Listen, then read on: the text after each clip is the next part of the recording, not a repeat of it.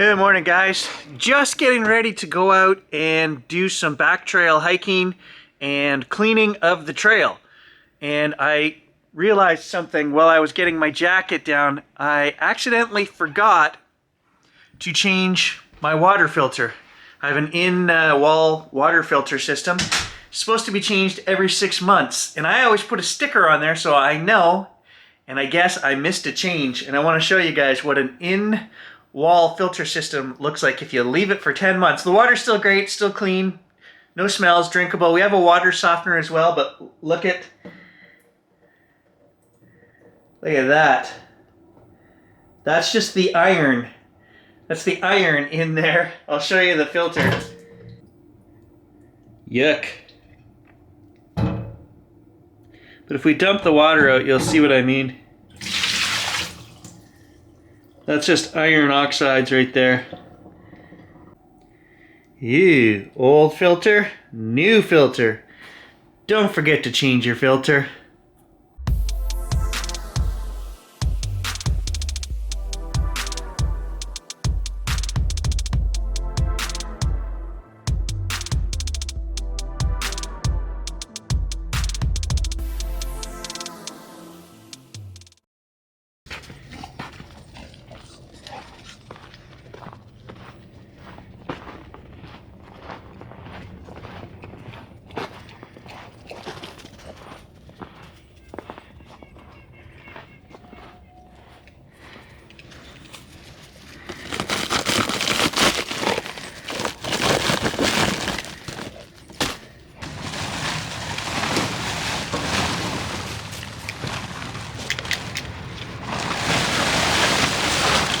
Well, there's always something when you're dealing with the cold up here. And I'm finding with the new four-wheeler, the front deck is plastic. Right here is plastic. And it gets hot because the engine's under there, and then the tarp freezes to it every time I park it.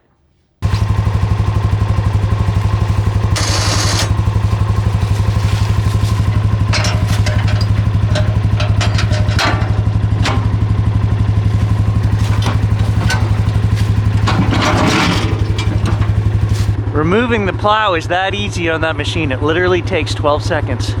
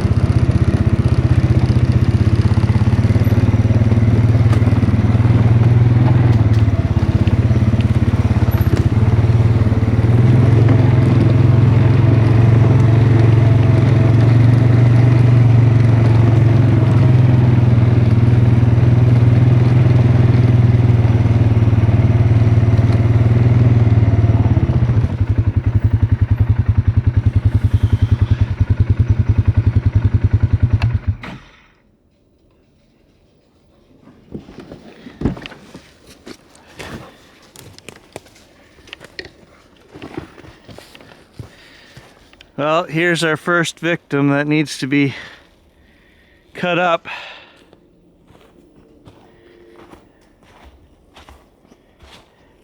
Because our trail goes right there.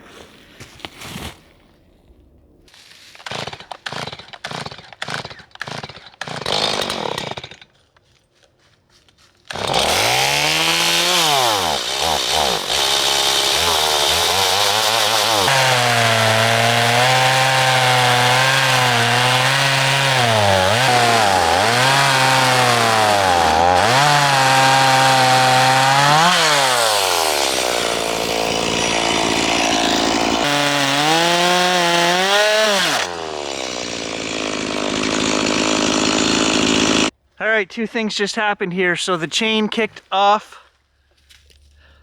Gotta take the saw apart, put that back on. Luckily, I brought the correct tool to do that.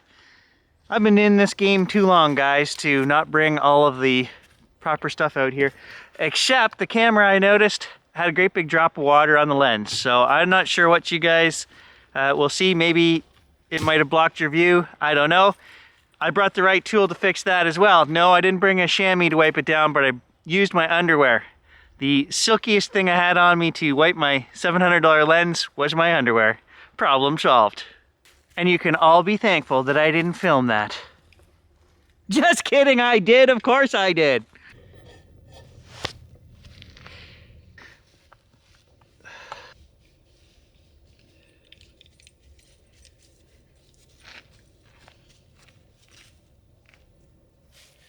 Don't want to wipe that with my hand because I gotta touch my camera gear.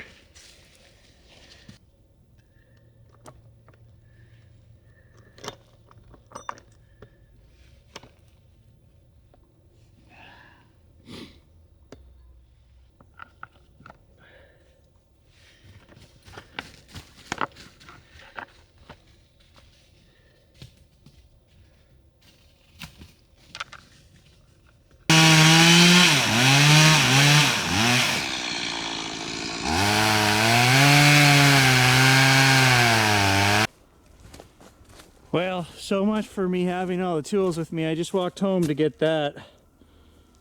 ZV-E1 ran out of battery power, chainsaw ran out of gas, and then when I went to take it apart to put the gas in, you need an ultra wide screwdriver head, because if you just use your little socket tool, it wrecks the caps. I know, I've wrecked a few of them. This tool is not wide enough, so when you go to twist, it just rips, and then that hole gets too big. So you need the big screwdriver, and I can't do it with one hand to show you. Hey, I did it with one hand. There you go. Oh, this is quickly turning into a shit show, guys. I'll show you what just happened because it's cold out. And I bought replacement caps. As I told you, I broke two of them before from China, no doubt. And I thought they feel like a little bit more of a hard plastic. Here's what just happened. I gave that a good twist and it just cracked and broke right off. Now I gotta walk back to the house. I have one more of those somewhere. Chinese garbage. And to get that safety stopper out of the oil sprayed all over me when I stuck the screwdriver in there and flicked it out. I was feeling a little frustrated doing this job, trying to do all the filming in the cold and everything, and I wonder sometimes, guys, if your attitude and your mental disposition brings about things like this. This is going to be my second trip back to the house now, and you know what, I'm just going to be happy I'm getting some exercise and make the best of this, because I feel that maybe it's my disposition that's causing all these issues.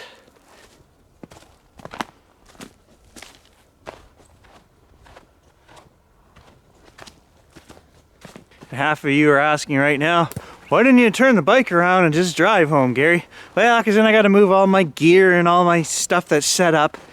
It's really only about a 7-minute walk back to the house. Gage took off chasing a rabbit back there, which he usually doesn't do. He's pretty scaredy cat to leave me. You know, if he goes 50 meters from me, that's about it. So I've been whistling for him. He's not coming yet.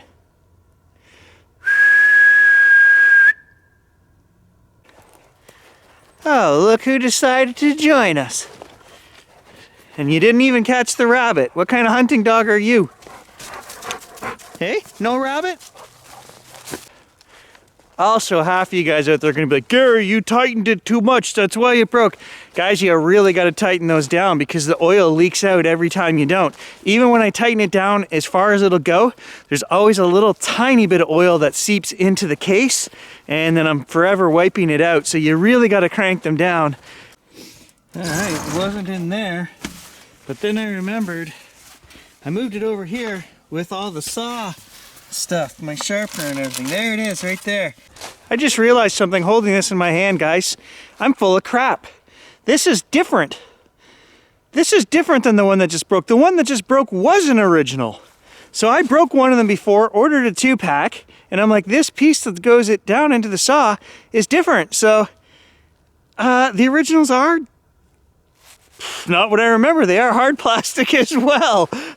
There you go. Still shame on you for making crappy plastic Chinese parts. Okay, anyway, either way, I've got to order 2 more of these. So last night was poker night, and I was talking to the guys who are older and saying, you know, we've never had a year like this.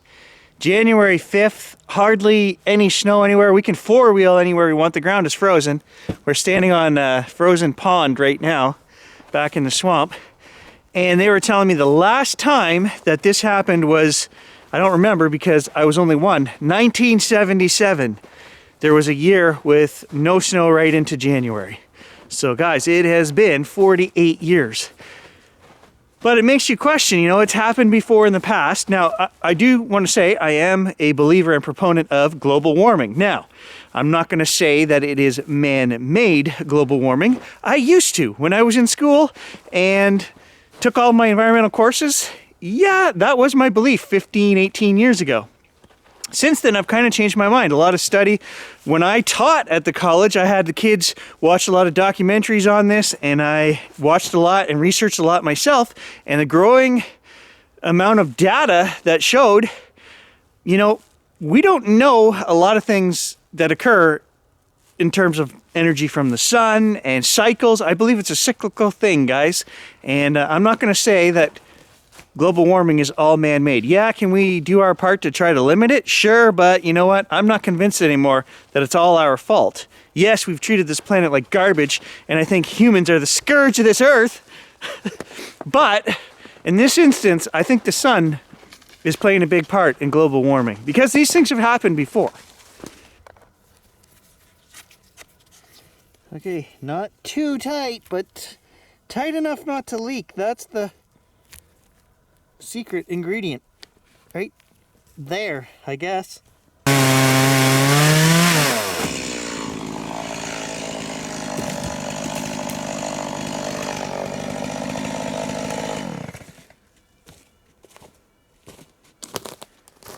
Oh.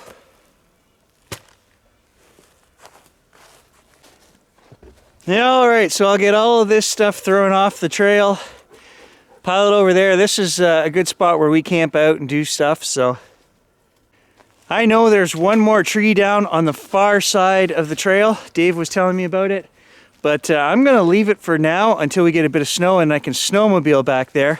And that way I'll bring the sliding trailer behind me and I can fill up the wood in the trailer and bring it home so I can have a fire at home as well. Dave did tell me if I cut it up, he said take the wood. So it's a good deal. It's a give and take, right? But I'm going to leave all of this here, and then maybe Tom, in the next week or two, will come out and have a fire out here in the back swamp with us. So,